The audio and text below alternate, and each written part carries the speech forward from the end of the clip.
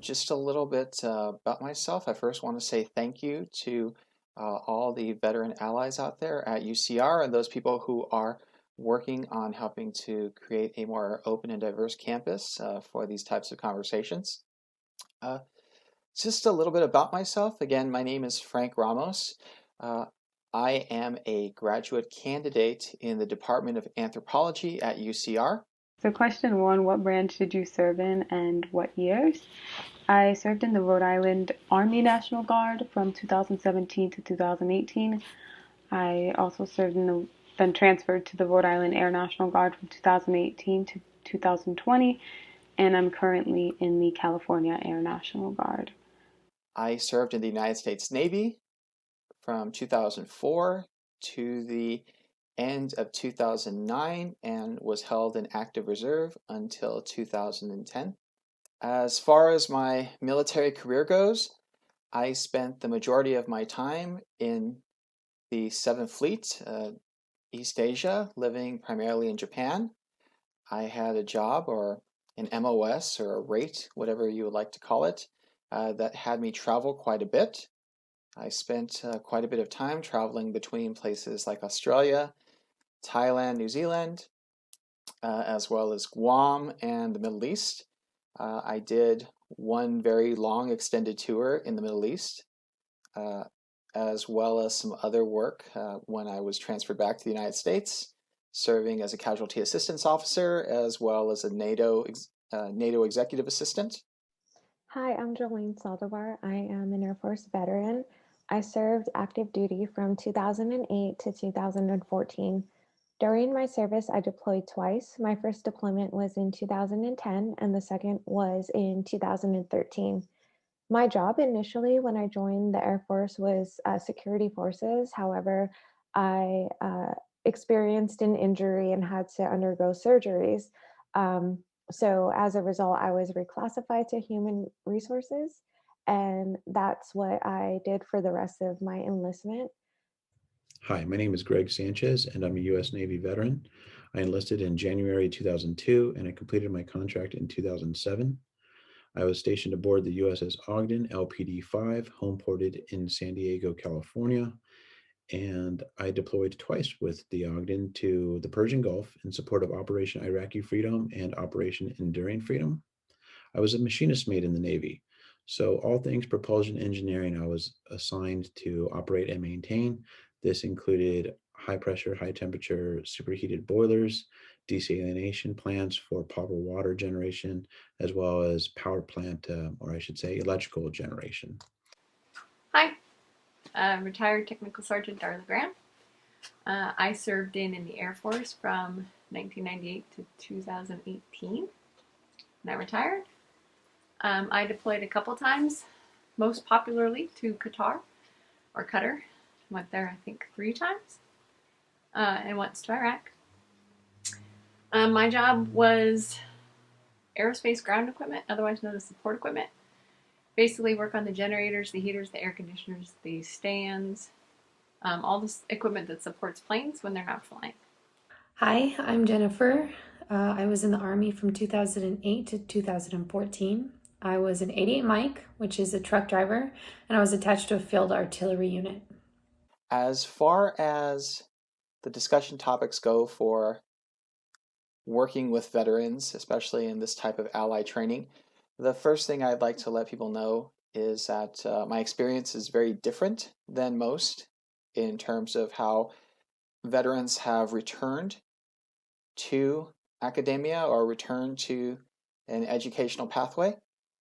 I started out already having a Bachelor of Arts degree before I joined the United States Navy.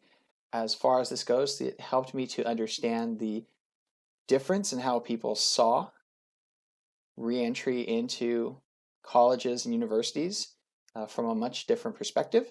I am currently a second year PhD student at UCR. I am majoring in plant biology and I am in the botany and plant sciences department.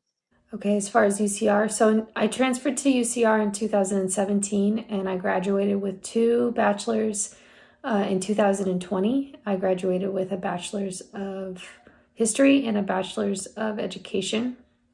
And then I started my Master's of Education to become a special education teacher in 2020, and I am set to graduate next quarter, spring of 2021.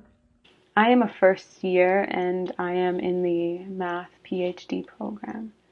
I am in my senior year. I am a film television major.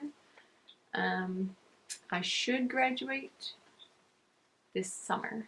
Well, technically fall.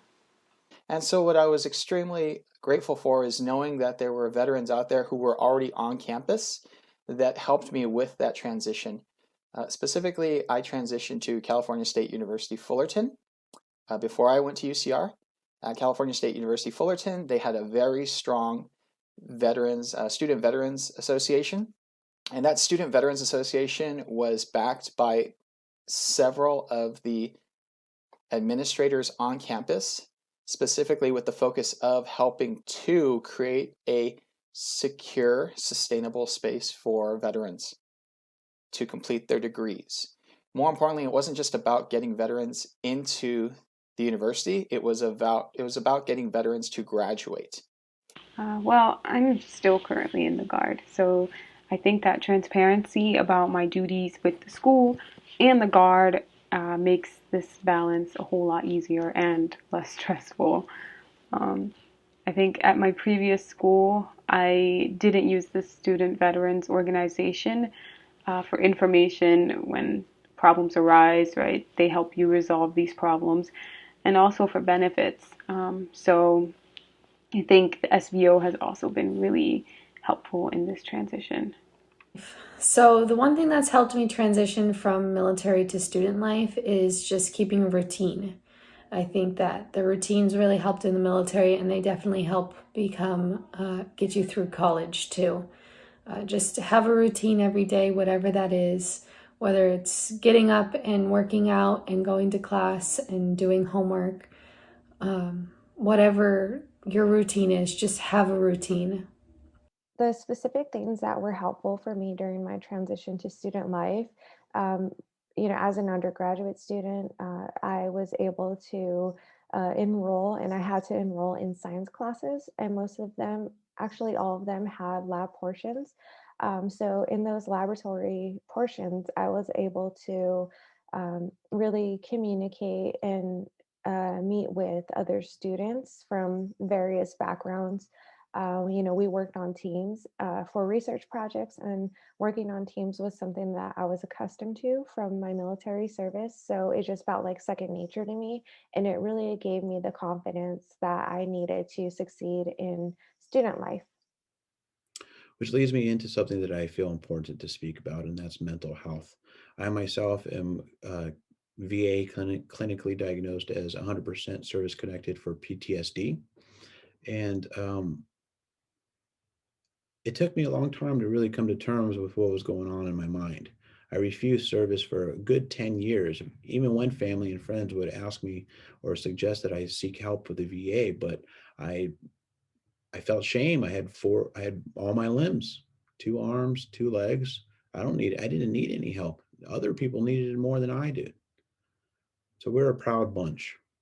So, the biggest thing that helped me in my transition was going over to CAPS, which is the mental health facility on campus. They have some really great resources over there.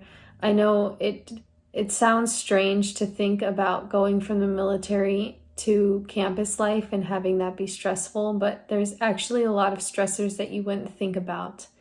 So just go over there and get set up, get acquainted. They have some really great counselors over there.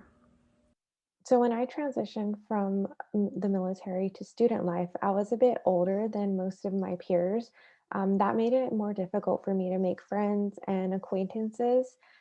With that, I'd ask students to be mindful of veterans' feelings. Sometimes we feel like maybe we don't fit in.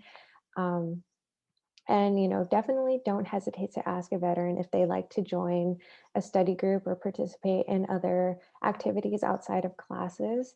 I wish I knew the amount of support that I have in the department, the school, and the Guard. I had this situation that occurred to me as a result of state activation. during my first quarter here at UCR. And so I ended up going to an outside mentor for advice first because she had that military and higher education experience. So she encouraged me to email the department, which quickly handled the situation, and they, had a bunch of support for me. This didn't just mean being able to get your VA benefits or being able to complete your degree in a very rapid amount of time. But what type of assistance was there from the Department of Veterans Affairs? What type of assistance was there in terms of healthcare and other services that are usually kind of provided in the military? And being able to transition from the military to a university also requires knowing that there's some expectation from military personnel as to what services are going to be provided to them immediately or what services they can utilize. And oftentimes what occurs is they will arrive on campus and there's maybe an orientation that's geared towards veterans, but there's no foundational orientation that connects to the ideas that they have about the services that have been provided to them prior to going to school. We're different than civilians. So it's sometimes we transition, it seems like almost too easy, but not necessarily so, because we're just used to getting by. And I think it's the getting by that we need to make sure that people aren't slipping through the cracks because of that. We just put up with whatever. And sometimes that's not the best option. Beyond that, we have a calloused mind. We're conditioned to be comfortable in the most uncomfortable situations imaginable. Some veterans have seen humanity at its absolute worst and at its absolute best, and sometimes in the same moment. So I wish I had known about the Student Disability Center on my campus when I was transitioning from military to student life. The resources that they provide would have been helpful early on, and I maybe wouldn't have struggled as much. The resources that I qualified for later on were note taking and testing accommodations. So, had I known that the student resources office existed, I could have uh, obtained those services early on. I think if we have some sort of outline of what professors can expect of their military students and TAs, that might be helpful since not many are aware of what it is like being in the reserves or the guard or what that entails, especially when an activation arises.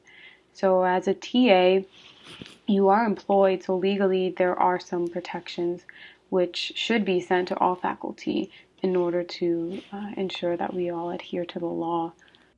All right, so being a part of the military has actually opened the door for a lot of amazing experiences at UCR. I got to be a part of an art therapy program for veterans, and that was absolutely amazing. One of the things that assisted me the most was being able to speak to other veterans and other personnel who knew that I had an expectation and that there were already responsibilities which I had undertaken or which I was already experiencing that many people at the college weren't. So being able to have that type of discussion with an advisor or with a counselor or with another student was extremely helpful in making me feel at home. I like to kind of address, what you might expect to get when you have a veteran in the room with you. Beyond having a leader, you have somebody who is used to working with a diverse set of people as a team. You're working with somebody who understands the value of subordinating their ego to listen to others, to understand that there are people who have specialties to which we need to listen to, and even if we don't completely understand where they're coming from, that those people add tremendous value to problem solving. As far as my experiences with the faculty and advisors, it's been wonderful. Again, I'm in a much different position because I am a graduate student at UCR. But one of the things that's been very beneficial was being able to speak to people who had some type of experience working with those who had come from active duty. I think there needs to be more awareness with faculty when it pertains to students who serve. Potentially having mandatory training to ensure veteran students are treated with respect, understanding, and inclusion so that laws aren't the only thing protecting us.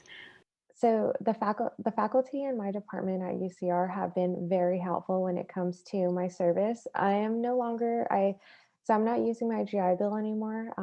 That was all used up for my undergraduate degree. But now that I'm a PhD student, I've had faculty members send me opportunities for funding for service members and veterans. So that's been very helpful for me. Before officially deciding to attend UCR, I spoke to several faculty members about the program, and I even mentioned that I was in the Guard and was curious about what the course load would be like, just so that I can start planning ahead. Well, how do I need to balance drill weekends and things like that? Um, and so I was asked, why would you commit to the military and graduate school?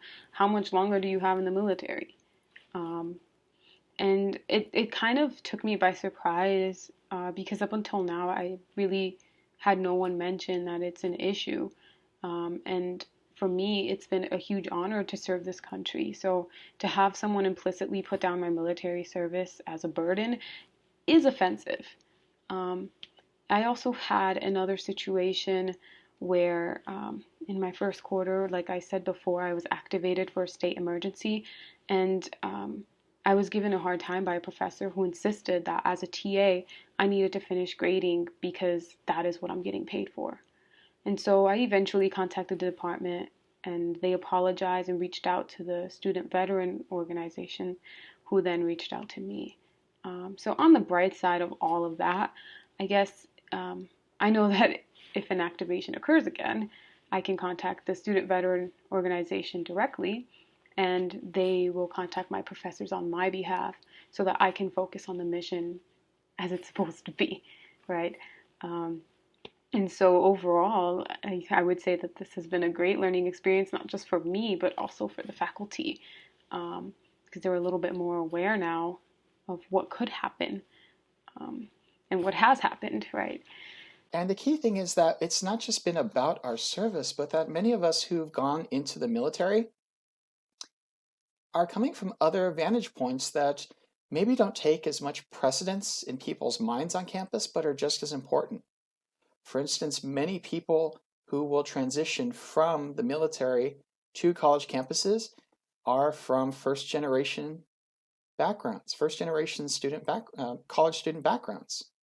Many of them are from, you know, disenfranchised minority backgrounds. Quite a few might be immigrants still seeking their naturalization. More importantly, we see a growing number of female veterans. These are things that are just as important to military service personnel who are going back to school. And yet, the one precedent that always seems to come up is the military service, when oftentimes those people would like to see the military as just that point for which they departed and return to something that can be beneficial to their community. I want others to know that it's not easy to balance the military and school, especially when we don't work together, right? So I would like to reiterate that transparency is key to being a successful student and a military member.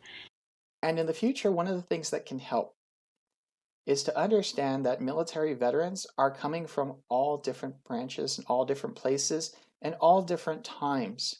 We're learning that the age of veterans is not returning to school isn't just in their early to mid 20s, it's now in their late 20s.